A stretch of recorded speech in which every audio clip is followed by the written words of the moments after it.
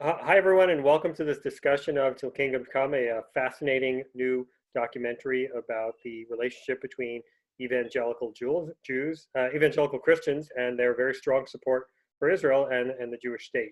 I watched the documentary yesterday with my wife, who loves documentaries, and we were riveted, and my kids walked in and out of the room and watched parts of it, were interested as well. So my name is Tevi Troy. I'm a former White House Jewish liaison. I've also a writer about Jewish and non-Jewish issues. I worked in the Bush administration. I've worked in the House and the Congress.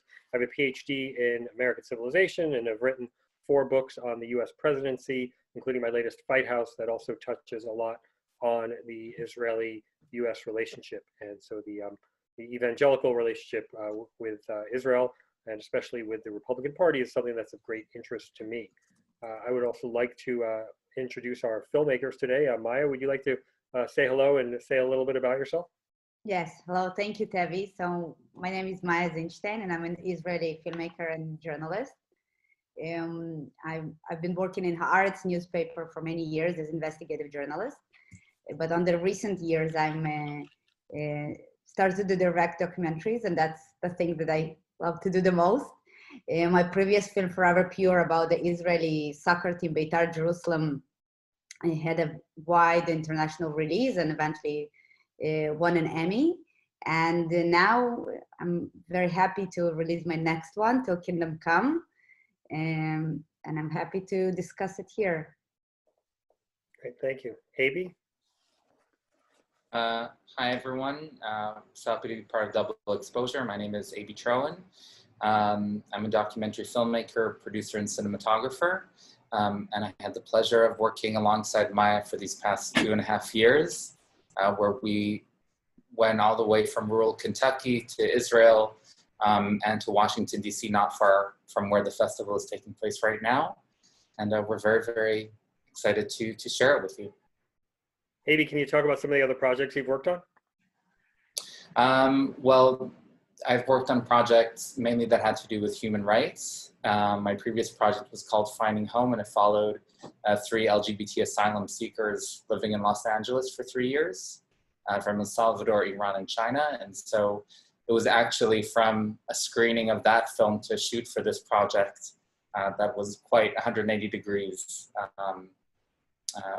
on every level. So, yeah. And Maya, before we start talking about the film, do you want to talk a little bit about how you made the switch, or maybe it's not a switch, it's a natural progression from journalism to documentary filmmaking? Well, actually, I've been also producing documentaries. So in the documentary world, I started as a producer. And then I went to be a journalist, and only then I turned to be a director. So it's never just a path. For me, it's always kind of going and searching my way, but I think I finally know what I want to be when I will be a grown-up. Okay, great. And let me ask you a question. As a director, I noticed that in the film, there are a couple of times when you're a character in the film, but we don't really see you. Maybe a glimpse of you, but you're not really visually in the film. Is that a conscious choice? Of course, yes. I also, in my previous film, in Forever Pure, I don't think the film is I'm just basically see myself as a tool to bring this story to the audience.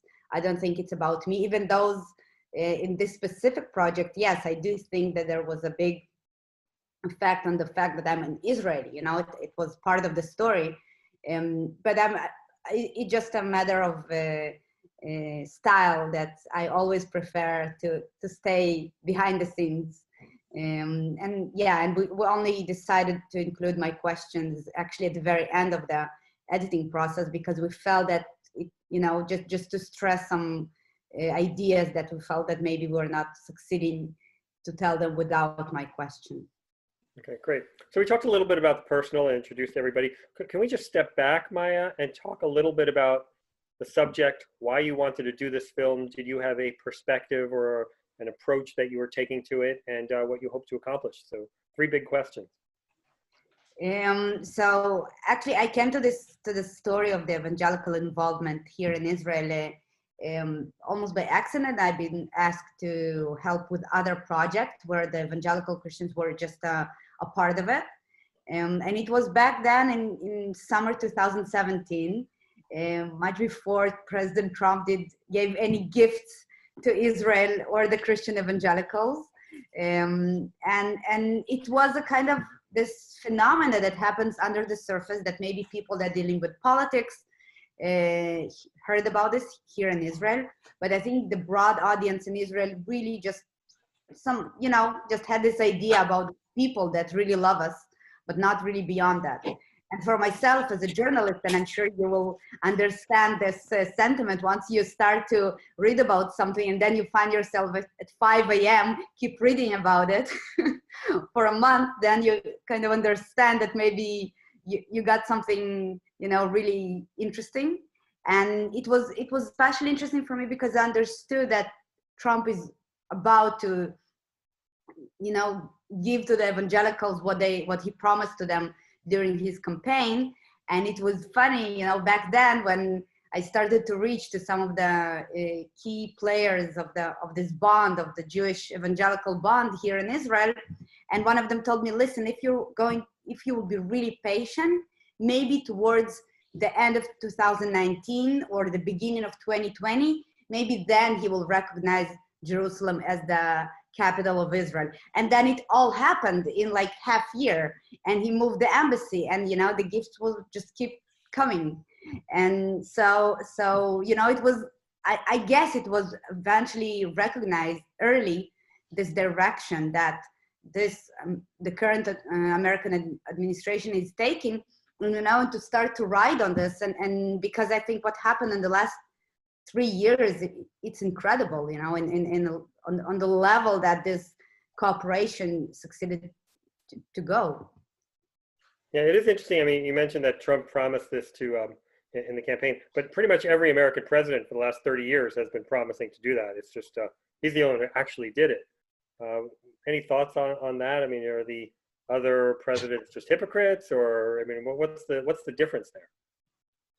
Well, it's a very good question, and I don't know, to be honest. I'm not I don't feel that I have enough knowledge, and maybe you can help with that because you have a much better perspective on the other presidents, why they haven't done it, and Trump actually decided to do so. But I don't think, the very same person that told me that, had this told me at the beginning that maybe he will do it towards the end of his first her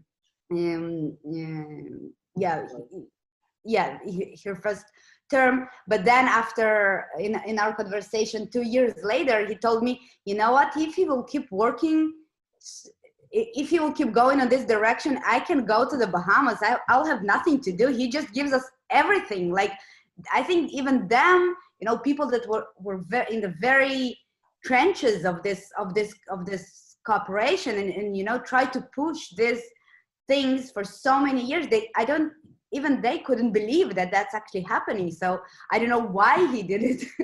But of course, I think it's he recognized the Christian evangelicals as his biggest, the most important group, I guess so. What do you think? Well, look, I think he's a disruptor, and he wanted to disrupt things. And what we see with the Abraham Accords, which I know happened after your film, that maybe there was something there's some logic to it.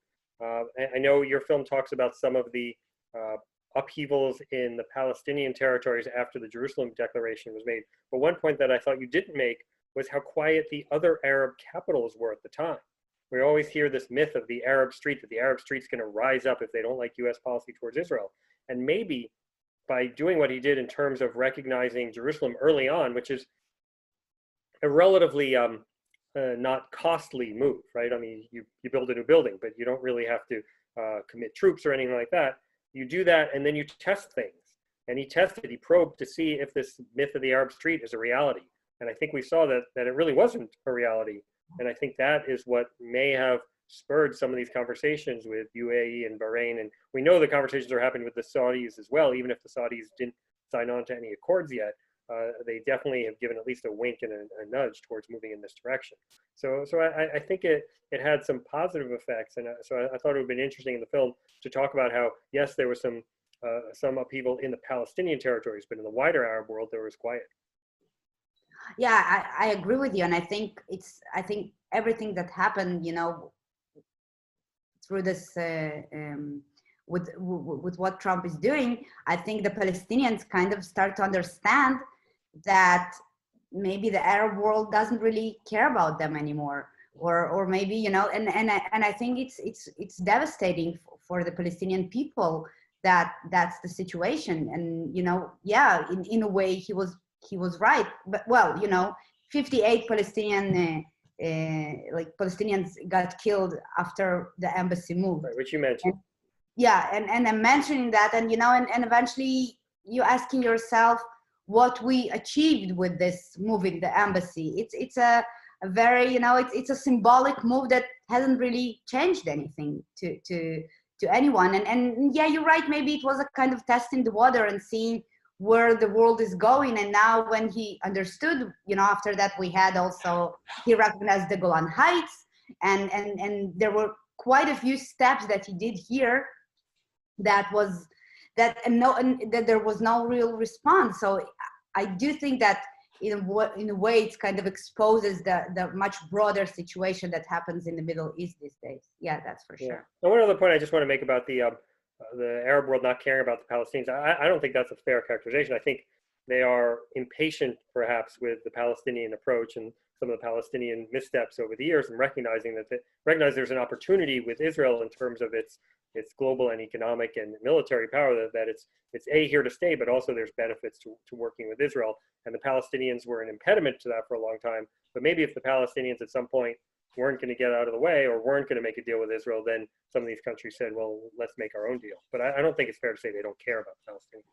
Well, maybe don't care. It's a big word to say, but of course, we can see how for many years the situation, the fact that Israel holds the West Bank under military law, like that was something that was definitely an obstacle for many Arab countries, to have any relationship with Israel. And in a way,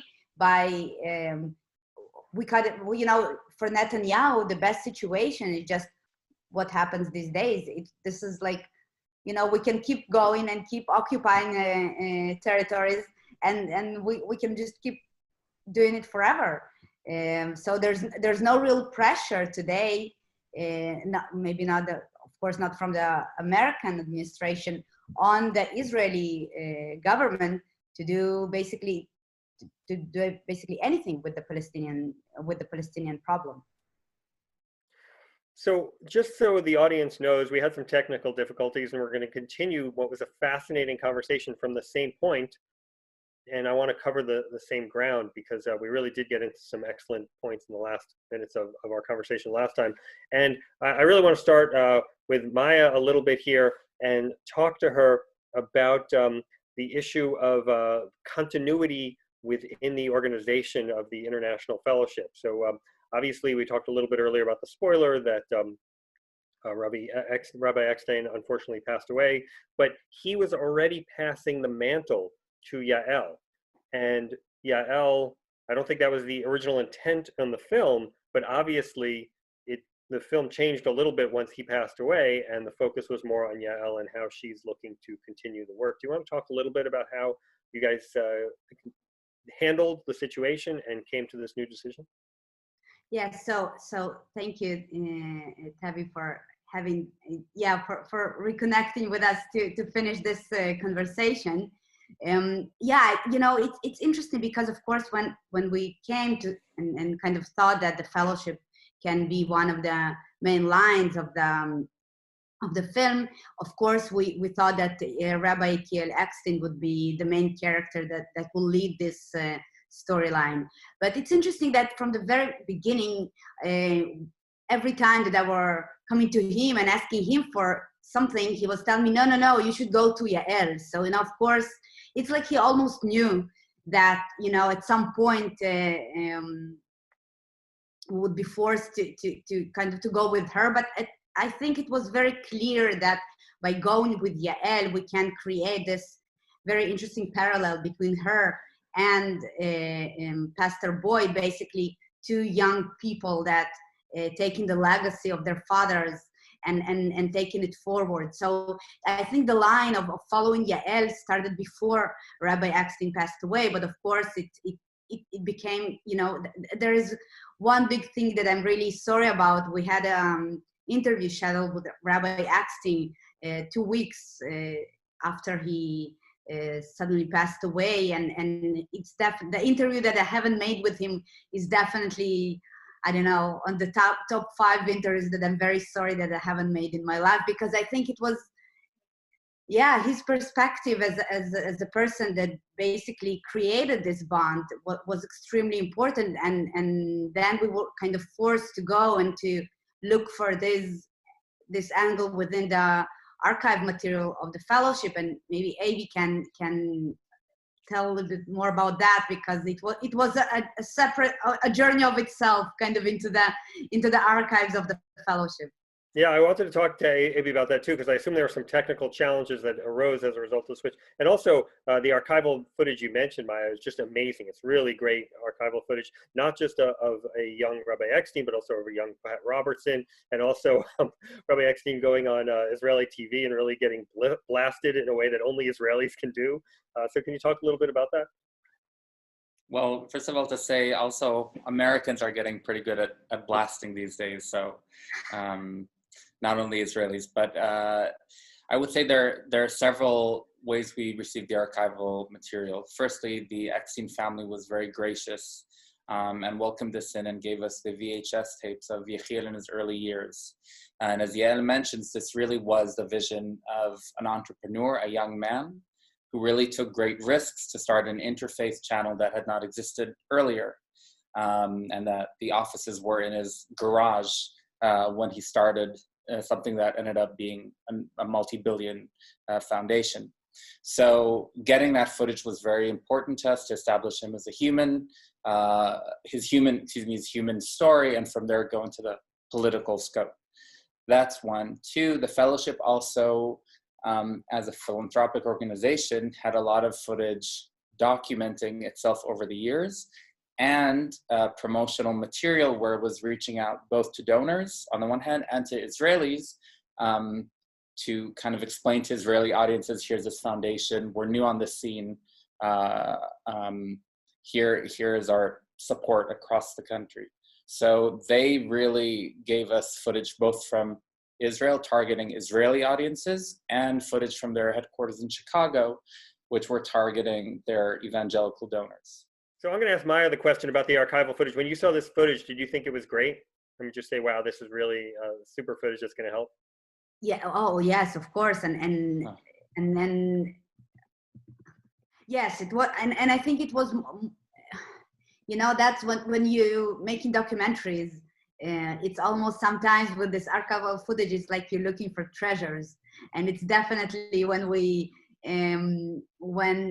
got, for example, for me, it was really amazing to get the footage, the personal footage of Eckstein's family that we found in Yael's mother's home, and kind of to start and see, you know, it was really important not only to cover the person that Yechiel was. You know, he was for sure for the last years he was a very public person, but it was important for us also to tell his personal story, and we felt that this archival footage is definitely giving a glimpse into this into a different Yechiel that probably most of the people knew as a public. I really love that phrase you used of looking for treasures. As you know, I'm a historian, and when I write my books and I dig into the archives, that's what I feel like I'm doing. Looking for treasures. My most recent book, Fight House, is about fighting in the White House. And when I find a story of a really good fight, of somebody really giving a zets or a shot to somebody else, that's what I feel like I've discovered a treasure. Abie, do you want to talk a little bit about the footage and the technical difficulties you encountered from having to switch the focus of the film a little bit to Yael? In terms of production, or in terms of archival treasures, or both? Well, I think Maya covered the treasures part. So do you cover just the technical, logistical aspects of it, or did it how you approached it? Yeah, I mean, I think the story of the evangelical Jewish relationship is one, and as a historian, you can appreciate this, that you can look backwards, sort of interviewing the founders like Pat Robertson and Yechiel to speak in hindsight of what was, which would have been one kind of film. However, his passing forced us into the present day and looking into the future, to make that the main focus. So, we had to sort of create a portrait of Yechiel without Yechiel. And for that reason, we went ahead and interviewed Pat Robertson. We were not intending on flying to Virginia to meet him, but we had to get that interview to see someone reminisce about these earlier years. Again, we had to look for archival material, but mainly I would say the shift in focus to Yael and Boyd, exactly what Maya said earlier, is we had to look to the next generation and who would tell that story, if not Yael, Yechiel's daughter, and Pastor Boyd, the successor in the dynasty in Kentucky. Yeah, I actually think it worked out really well in a way. Obviously, not the tragedy of the passing, but the fact that you looked at the next generation as someone who has studied this issue, and I not only knew about Rabbi Eckstein, but I knew Rabbi Eckstein personally. I didn't know much about Yael, and I didn't know about the work that she's taking on and how it's going to be going into the future. So in some ways, I don't want to say it made it more an interesting film, but it made it more informative film. So I think that was a good decision. I'd like to talk a little bit about the Christians in this film and Pastor Boyd and some of the decisions he made there. I got to say that scene in the church where they're talking about how the Jews, everything good in the Bible comes from the Jews, and you've got a Star of David superimposed over a cross. I mean, as someone who grew up with hearing my grandfather talk about Christian anti-Semitism and how terrible the Christians were to him in Europe, to think that there are Christians that embrace this idea, and not just some Christians. I mean, I remember that in the film it says there are 40 million evangelical Christians in Brazil, I believe was the number. And my daughter said, aren't there only 16 million Jews in the whole world? So, I mean, some of the numbers are staggering, but to think that there are millions upon tens of millions of evangelical Jews, evangelical Christians who love Jews was eye-opening to even someone like me who follows this and really appreciates the evangelical support for Israel. So can you talk a little bit about your focus on the Christian community and what you learned from them? Abie, you want to start? And I will follow. Okay. Yeah, Abie first, then Maya.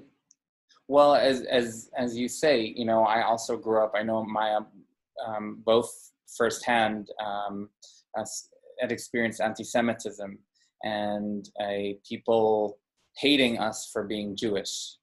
There was something, sort of amazing initially about discovering these new friends, just as Rabbi Eckstein did all those years ago, where you have millions and millions and millions of people, sort of a Goliath, if you imagine that, next to the small Jewish David saying, I will protect you, I will support you. And really it was incredible to arrive in Kentucky and to see our Israeli flag waving outside of a church, especially when most of the congregants had never met a Jew, let alone an Israeli, prior to these two filmmakers arriving there. So there was something really extraordinary about that initial encounter. The question I think that it raised for us, if I take your point about anti-Semitism a step deeper, is, it was a new experience to be loved so deeply simply for belonging to the Jewish faith, which I guess is only a mere image of being hated specifically for belonging to the Jewish faith. I don't know of any other ethnic group, right, who can have such powerful emotions of love and hatred from strangers. And it makes you as an individual who belongs to this group say, wait a minute, perhaps I prefer just being, I may be a proud Jew, but I don't want to be hated or loved simply because I belong to this faith. And to fall into a whole set of assumptions and emotions of a people who outnumber me greatly. So it's a very interesting experience to have. Maya, you can take it from there.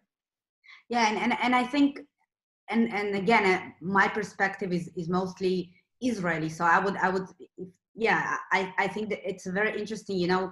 Israelis are so used to be hated in a way. We have this, and I don't want to have any psychological, like I don't want to go into the psychology of our nation, but I do think it exists that we're as Israeli, Israelis think that the whole world hates us. So once someone comes to us and says, "Oh, we love you," we're just immediately hugging it and saying, "Yes, please come and we really want to be loved."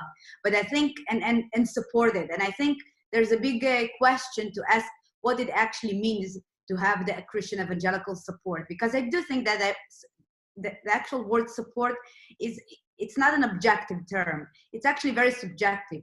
Things that can be considered by some people in Israel as a great support of the state of Israel can be on the same level considered as a big problem for the Israeli community. And of course, the evangelical support, the political support, it's actually really giving a lot of power to the right-wing ideas in Israel. The idea of that Israel should keep holding all the West Bank under a military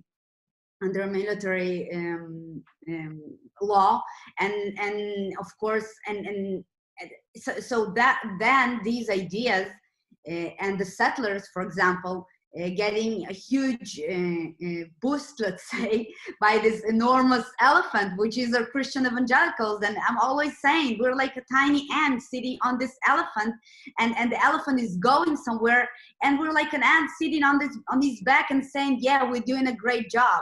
But the thing is that we have zero influence of the direction that this elephant is taking, because this elephant is led by its own ideas, and I'm not sure that their goals are the same goals that most of the Israelis have, and I think that's the kind of the one of the biggest problems that I understood, that kind of hid behind this thing of this great support of the evangelical of the Christian evangelicals to Israel. They are not supporting just Israel. They're actually supporting a very specific political agenda.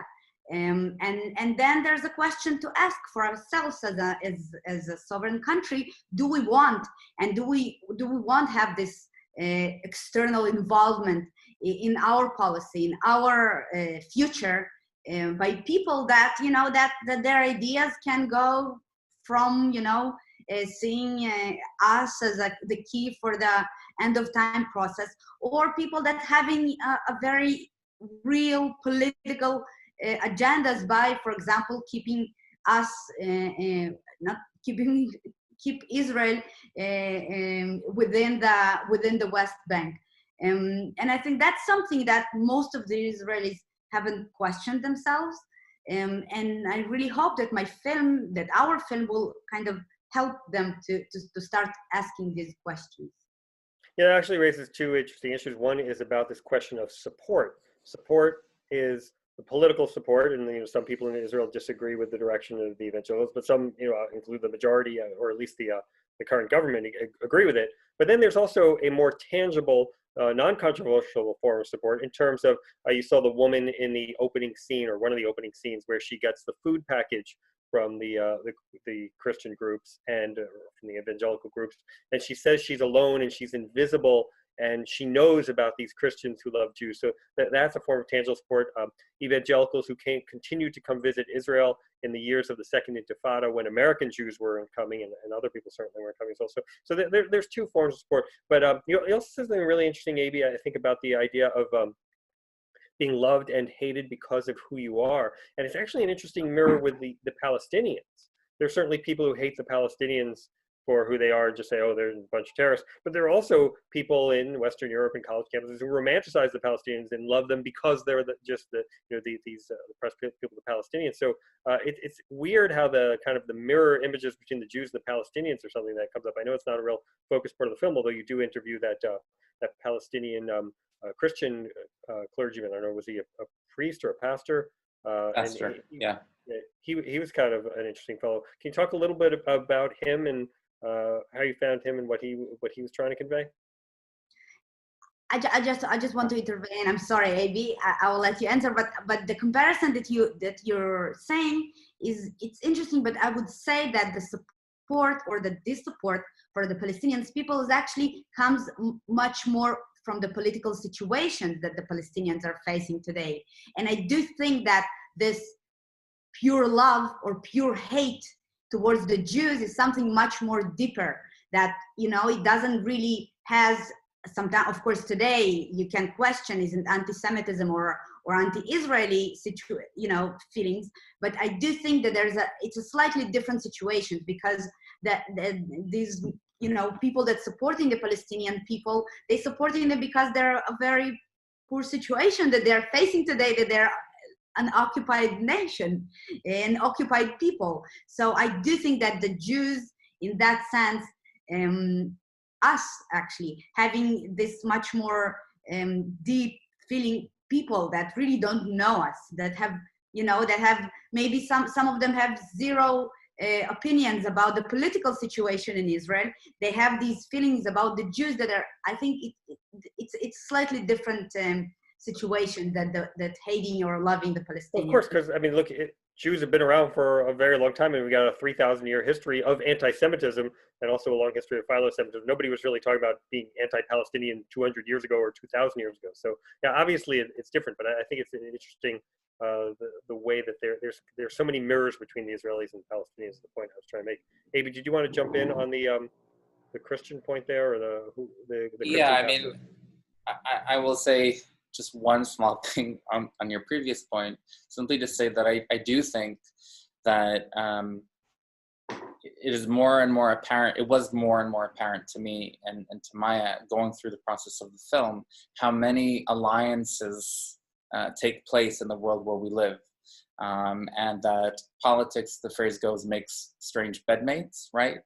So the same is true for Israel, and the same is true for the Palestinians regardless. Okay, that I think is just an axiom perhaps of just the politics that we're living in now. The second thing about the Palestinian pastor, it was very, very important to Maya as a director that the story would be told through people belonging to this world. In other words, if we set the groundwork of there is an alliance between Jews and evangelicals, let the film be told through the perspective of Jews and evangelicals. The progressive Jew who appears in the film is a singular voice who we insert within that, if that makes sense. The Palestinian pastor likes, so one of the comments we were getting is, how come there's no Muslim in this story? Or people would say, we want to have, you know, that voice, Jews, Christians, and Muslims. But the answer to that was, this is not that story, right? This is a story about that alliance that should be told within that world. And I think the way the film turned out is a result of that decision made way early on when we started filming it, right? So the insertion of the Palestinian pastor was to bring in someone who was close enough within the world by virtue of being a Christian pastor, not an imam, and kind of to get him to speak with Pastor Boyd and therefore have a Palestinian pastor and a evangelical pastor from Kentucky who as if should be closer initially, right, with the same faith, and to see how they would reach political questions that were based on their theology. You mentioned something about the comments we were getting. Did you kind of have an outside group of advisors or experts who are watching various drafts of the film or various cuts of the film and weighing in? Well, first of all, I mean, the film, it takes a village to make a film. So the film had an incredible team, writer Mark Monroe, did Icarus, Jeffrey Richmond, also The Cove, just recently the Tiger King, our editor Ilan, and the list is long. I won't name it now since time is short, but really incredible folks who were helping us craft this story. I will tell you that what was fascinating in the editorial process was that we had to constantly figure out how one audience member would view things completely differently than a second audience member. So while we were editing, we assembled these test screenings. We were editing in New York, and we would make sure to have at least 3 Jews who would each be of a different side of the spectrum. So let's say an Israeli, a right-wing or Republican Jew, and another. And we would always have 1 or 2 people who were devoutly Christian. We couldn't always get an evangelical in New York, but always someone who had grown up in the South who came back from that community. And we also made sure to have people who did not come from this world at all. And what was absolutely fascinating is that each audience member came with so many different values, but I would say also picked up on different things throughout. If you were born in the South and you watched this film, right, whether you still go to church or whether you stopped going to church, that would push a whole set of buttons saying, oh, this is my community. This is where I come from. This is, you know, why people up in New York don't understand why the South is the way it is. Here's the reason. Whereas if someone was watching it and was Israeli, they'd be saying, oh my God, these Christians, I had no idea they existed. And the list goes long of such reactions. So literally in editing it, we always had to put on a different set of, you know, moviegoer glasses and imagine sort of what fine medium or balance could be made so that, you know, the lowest common denominator viewer would get something out of it. And also just your previous point about the Palestinian pastor, had we had, let's say, a New York Times journalist or a historian or an outsider voice come in and narrate and explain, this is the relationship, this is why the Jews and evangelicals are working together, we could have made it perhaps much more succinct and direct, and that way made sure that everybody got it. By letting an evangelical pastor and Yael Eckstein tell the story, we knew that there were certain subtleties that perhaps outsiders wouldn't understand, but that the deeper value of letting them tell their own story would shine through, hopefully. I love that phrase you had about how difficult it was to find an evangelical in New York. It's kind of like, I guess, Yes. Haredi in Tel Aviv, maybe. But we only have a few minutes left. Maya, do you want to give any closing thoughts on the film and how you hope it'll be viewed? And also, if you and then Abie have the next project? So about the, and I'll just continue what Abie said, that it was, I think, the main thing I can speak for myself in a way by choosing to tell the story on the way that kind of bringing these people to the camera and letting them to tell their story. My goal in it was to that Christian evangelicals and Jews and basically that no one will feel that he's judged in the film, even though of course I have my opinion. I'm not a person without opinions. Of course I have, but I do think there's a huge power when you I don't know, highlighting the dark side of the moon and letting your audience to kind of to get their opinion on this story that we are telling, and I hope we succeeded to do it. Right. And next project, and then I'll ask Abie. Yes, there's a new beginning of a new development process, but it's still early to actually to talk about this. Your fans want to know, so please be sure to tell us. Well, you know, my dream is to make my next film a film about butterflies, but my friends telling me that it will be about butterflies. Even there, I will find a very controversy there angle. It'll be about the unlikely alliance of butterflies and caterpillars. Maybe next project. Also, like Maya, there are some exciting things in development, but it's a little too soon to share at the moment. But it's also, I think, will interest, hopefully, people at Double Exposure very much. And also just to say that this particular project, Maya and I have a journey looking forward as well. I mean, we hope this story will be relevant long after the 2020 elections. The evangelicals will remain, Israel will remain, the Jewish people are forever, I hear. And so, you know, we think that this film will be relevant for a time to come, whether it's in the Biden or Trump administration. Till Kingdom Come, basically. Till Kingdom Come. Yeah. You know, I think that's a good point. I did not feel that this film was at all linked to a moment in time or an administration. I think you can watch it in the Trump administration, or if there's a Biden administration, or the Nikki Haley administration, or the Chelsea Clinton administration, whatever happens in the future. I think wow. Those are quite interesting administrations. Yeah.